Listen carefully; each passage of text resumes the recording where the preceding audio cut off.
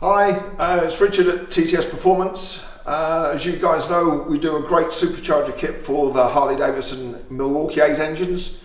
This is a kit on this great breakout, 220 horsepower.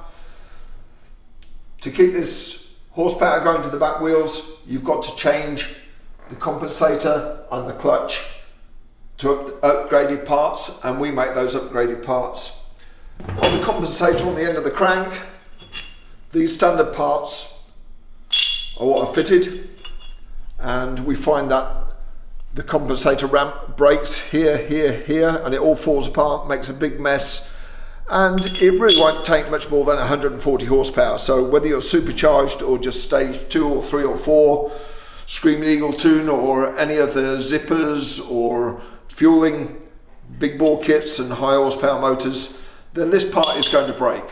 So we replace this cheap cast piece with a top quality EN36B case hardened ramp. These are pretty well indestructible. And the beauty of staying with Harley's parts is that you get a lot of damping. There's stuff out there that won't break, but it won't give you the element of damping that the factory compensator gives. There is a lot of give in the drive on one of these. This rotates through a big angle, and that's essential for keeping the drivetrain, your gearbox, your rear belt. If you don't have a decent amount of give in this system, then everything else takes a pounding as well. So we think it's well worth just going for this part and keeping the damping and keeping everything together. This part is pretty well indestructible, but the next part that goes is a standard clutch basket.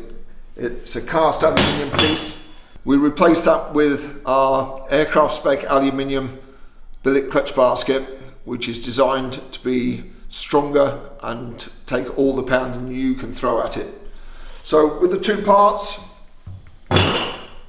you're making your drivetrain pretty well bulletproof, and you need an awful lot of horsepower to do any damage.